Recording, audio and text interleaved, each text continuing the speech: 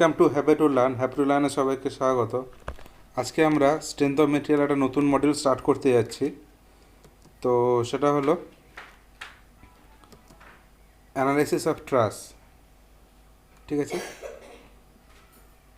তো analysis of ট্রাসের মধ্যে আমরা ফার্স্টে বিভিন্ন ফ্রেম স্ট্রাকচার সম্বন্ধে জানবো, তারপর আমরা বিভিন্ন মেথডে ট্রাস অ্যানালাইসিসগুলো শিখব। তো চলো দেখে নেওয়া যাক আজকে আমরা নতুন মডিউলটা কী কী শিখছি। তো সবার ফার্স্টে আমরা ফ্রেম সম্পর্কে জেনে নেব, যে ফ্রেম জিনিসটা কী, বা ফ্রেম থেকে স্ট্রাকচারটা কী, বা সেখান থেকে আমরা ট্রাসটা কীভাবে রেডি করি। ঠিক আছে, তো সবার ফার্স্টে আমরা ফ্রেমটা নিয়ে আলোচনা করছি। ফ্রেমটা কি, what is frame? Frame is an assembly of straight member. ঠিক আছে,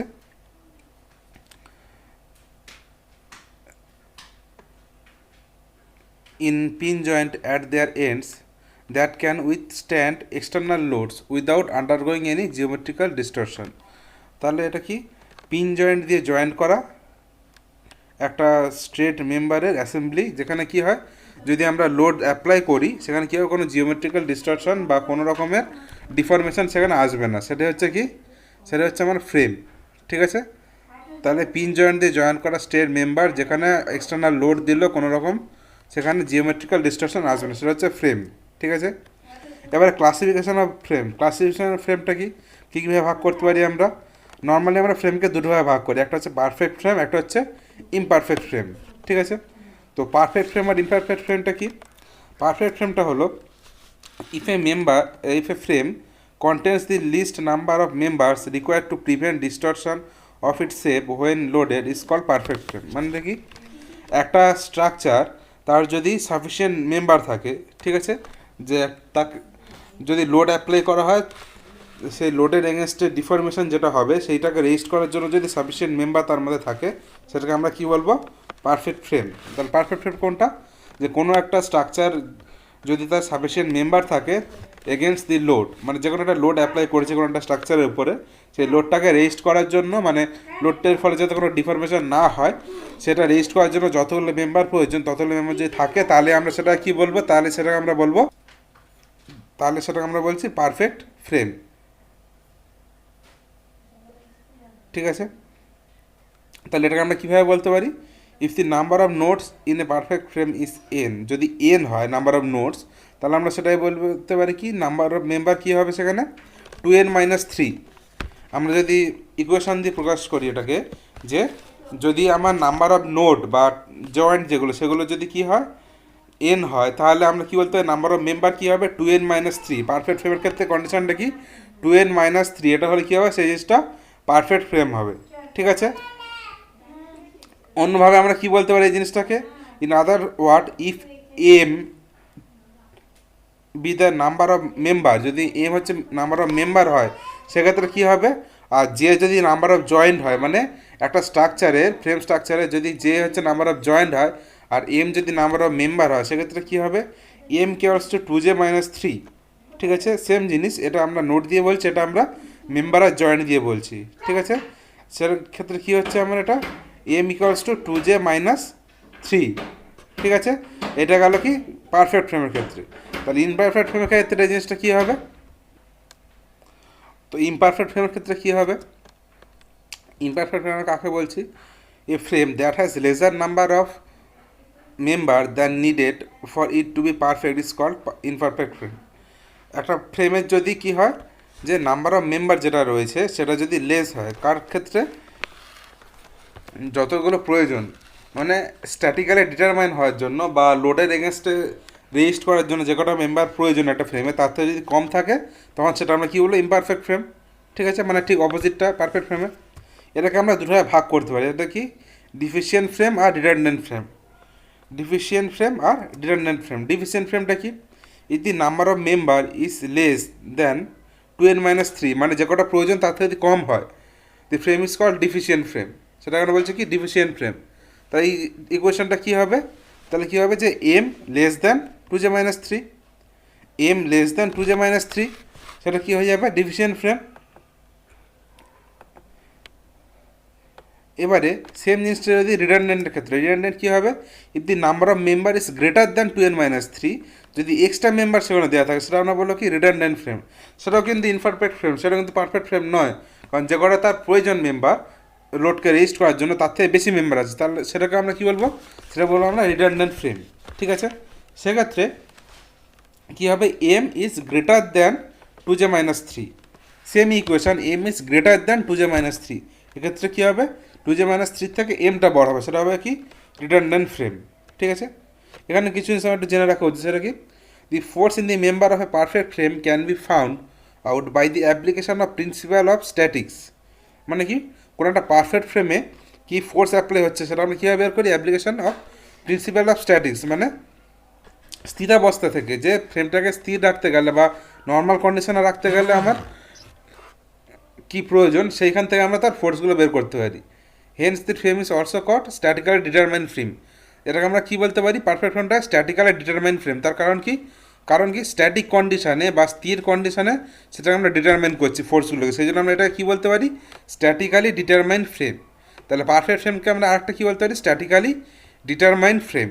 ঠিক আছে, নেক্সট হচ্ছে কি, but in the case of imperfect frame the force in the member can not be found out by the application of principle of static only. Imperfect ফ্রেমের ক্ষেত্রে কিন্তু আমরা স্ট্যাটিক কন্ডিশন ধরে এই ফোর্সগুলোকে বের করতে পারবো না। তার কারণ কি, কারণ সেটা স্ট্যাটিক হতে গেলে যে কটা মেম্বার প্রয়োজন ইমপারফেক্ট ফ্রেমে কী হয়, হয় তার থেকে কম থাকে না তার থেকে বেশি থাকে, সেই জন্য কি স্ট্যাটিক ইকুইলিব্রিয়াম কন্ডিশন দিয়ে কিন্তু আমরা ইমপারফেক্ট ফ্রেমের ফোর্সগুলো বের করতে পারবো না। সেই জন্য কী হবে, এটা স্ট্যাটিক্যাল ইনডিটারমিনেট ফ্রেম।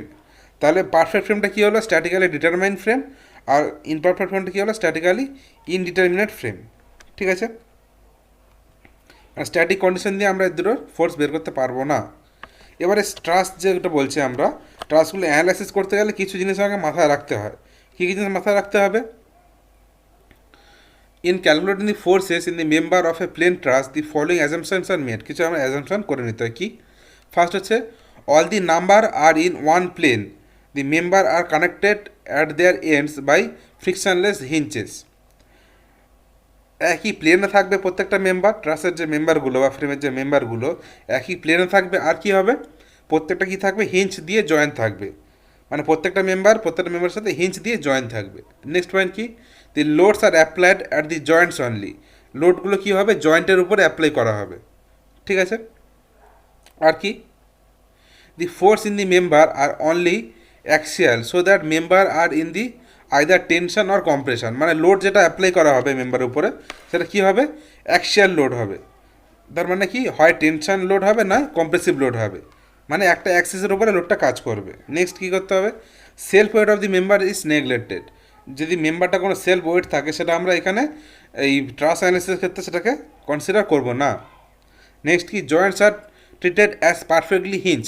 প্রত্যেকটা জয়েন্টকে আমরা হিঞ্চ হিসেবেই ধরবো, কারণ ফার্স্টে আমরা বলে দিয়েছি যে প্রত্যেকটা জয়েন্ট বা প্রত্যেকটা মেম্বার ফ্রিকশনলেস হিঞ্চ দিয়ে জয়েন করা, সেই জন্য প্রত্যেকটা জয়েন্টকে আমরা কী ধরবো, পারফেক্টলি হিঞ্চড। নেক্সট কি, stress in each member is constant along its length. মানে প্রত্যেকটা মেম্বারের স্ট্রেসটা গোটা লেন্থ জুড়েই সমান, কোথাও বেশি বা কোথাও কম হবে না স্ট্রেসটা, মানে মেম্বারটা হোমোজিনিয়াস টাইপের হবে, যে প্রত্যেকটা জায়গায় মেম্বারে লোডটা সমান অ্যাপ্লাই হবে আর স্ট্রেসটাও সমান হবে। It is assumed in the analysis of truss that the distortion of a truss as a whole result from the changes in the length of the member due to external force. মানে এটা কি, কোনো একটা ট্রাসের যদি distortion হয়, total যে ডিস্টরশনটা হয় সেটা কার উপর ডিপেন্ড করবে, changes in length of member due to axial force.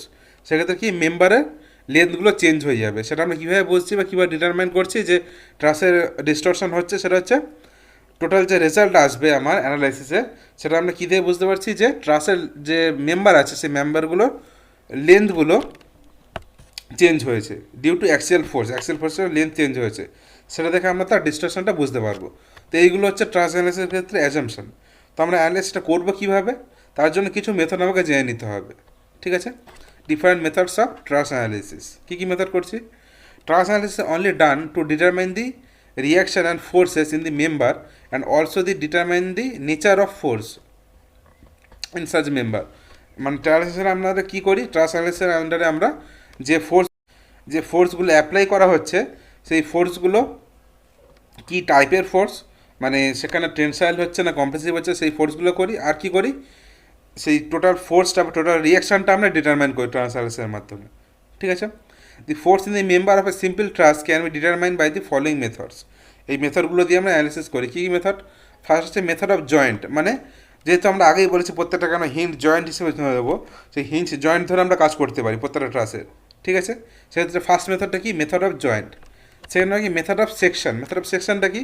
যে আমরা সেক্ষেত্রে কোনো জয়েন্ট ধরবো না, দু তিনটে জয়েন্ট মিলে একটা সেকশন ধরে নেবো, সেই সেকশনের উপর কী কী ফোর্স এসছে সেগুলো আমরা চেক করবো, সেটা হচ্ছে কি মেথড অফ সেকশন। নেক্সট হচ্ছে গ্রাফিক্যাল মেথড। এই মেথডটা কি? আমরা এটা জিওমেট্রিক্যাল মেথড আমরা বলতে পারি। এখানে আমরা কোনো নিউমেরিক্যাল সলভ করবো না, এটা আমরা জিওমেট্রিক্যাল মেথড দিয়ে ক্যালকুলেট করবো যে আমার কতটা সেখানে রিয়াকশান ফোর্স আসছে। জিওমেট্রিক্যাল মেথড দিয়ে মেম্বারের লেন্থ বাড়িয়ে কমিয়ে স্কেল রেশিও মেনটেন করে আমরা এটা কী করতে পারি? গ্রাফিক্যাল মেথডে ট্রান্সঅ্যানালিসিস করতে পারি। তো এই তিনটে মেথডের মাধ্যমে আমরা বেসিক্যালি ট্রান্সঅ্যানালিসিস করে থাকি। তো আমরা আগেই বলেছি যে ডিফারেন্ট টাইপ অফ ফ্রেম নিয়ে আলোচনা করেছিলাম। তো ফ্রেমগুলো একবার আমরা দেখে নিই, যে ইকুয়েশনগুলো আমরা বললাম সেগুলো কীভাবে আমরা সলভ করছি। ফার্স্ট আছে কি পারফেক্ট ফ্রেম। ঠিক আছে, তো এই পারফেক্ট ফ্রেমের ক্ষেত্রে আমরা কী বললাম? পারফেক্ট ফ্রেমের ক্ষেত্রে এবিসি, এখানে একটা তিনটে আমরা পয়েন্ট দেখতে পাচ্ছি, যে কোনো পয়েন্ট আমরা ধরে নিই। এটা যদি এ ধরে নিই, এইটা বি, এটা সি। ঠিক আছে, যদি আমরা তিনটে যদি আমরা ট্রাস ধরে নিই, তাহলে এখানে কী হচ্ছে? নাম্বার অফ মেম্বার কত? এখানে তিনটে number of member, number of joint করা তিনটে নাম্বার অফ জয়েন্ট আছে। ঠিক আছে, তাহলে এটা কী বলতে পারবো আমরা? এটা একটা পারফেক্ট ফ্রেম। তার কারণ কি? এম ইকুয়ালস টু 2j-3, এই ইকুয়েশনটা মিলে যাচ্ছে। তার কারণ কি? এম এর ভ্যালু কত? এখানে এম এর ভ্যালু তিনটে মেম্বার, মানে কত? 3 ইকুয়ালস টু কী হবে? 2j-3। 2jটা কি? Number of joint, number of joint 3, মানে কত হবে? 6। তাহলে 6 - 3, মানে সেই 3 আসছে। তাহলে ইকুয়েশনটা এখানে আমরা মিলে যাচ্ছে। তাহলে এটা কী হবে? একটা পারফেক্ট ফ্রেম। নেক্সট দেখছি আমরা ডিফিসিয়েন্ট ফ্রেম। ডিফিসিয়েন্ট ফ্রেম কি? এখানে আমরা দেখতে পাচ্ছি এ বি সি ডি চারটে আমার এখানে পয়েন্ট রয়েছে। এ বি সি ডি চারটে পয়েন্ট রয়েছে। ঠিক আছে, এবার এই চারটে পয়েন্টের মধ্যে কী রয়েছে? মেম্বার কটা রয়েছে? চারটে মেম্বার, একটা মেম্বার, দুটো মেম্বার, তিনটে মেম্বার, চারটে মেম্বার। চারটে মেম্বার রয়েছে। জয়েন্ট কটা রয়েছে? একটা জয়েন্ট, দুটো জয়েন্ট, তিনটে জয়েন্ট আর চারটে জয়েন্ট। চারটে আমার জয়েন্ট রয়েছে। তাহলে কী হবে? A B C D R 4 Joints. তাহলে এটা কী হবে? এটা হয়ে যাবে একটা ডিফিসিয়েন্ট ফ্রেম। ডিফিসিয়েন্ট ফ্রেম কেন হচ্ছে? এখানে আমরা যদি দেখে নিই,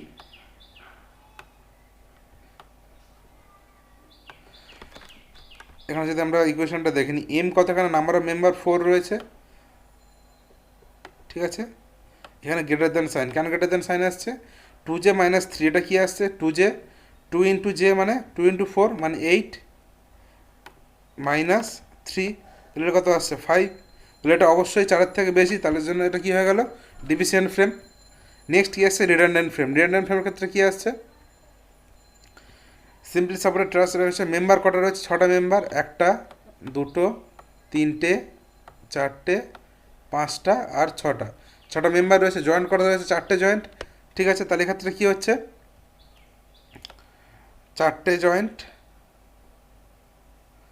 আর 6টা মেম্বার, তাহলে মেম্বারের এম কত হবে?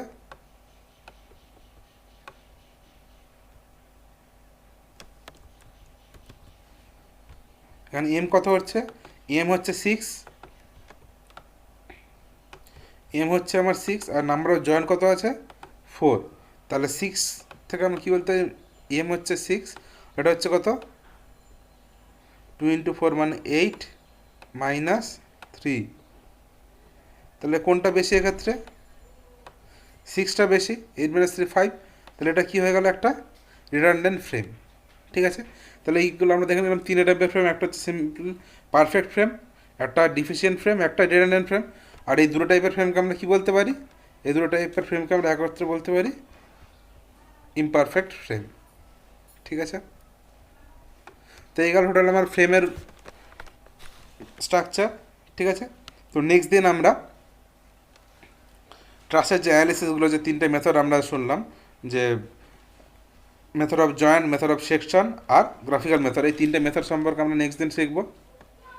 তো যদি ভিডিওটি তোমাদের ভালো লেগে থাকে তাহলে অবশ্যই এটি লাইক করো, শেয়ার করো, আর যদি চ্যানেলে নতুন হয়ে থাকো তাহলে অবশ্যই চ্যানেলটিকে সাবস্ক্রাইব করে নিও। So thank you for watching.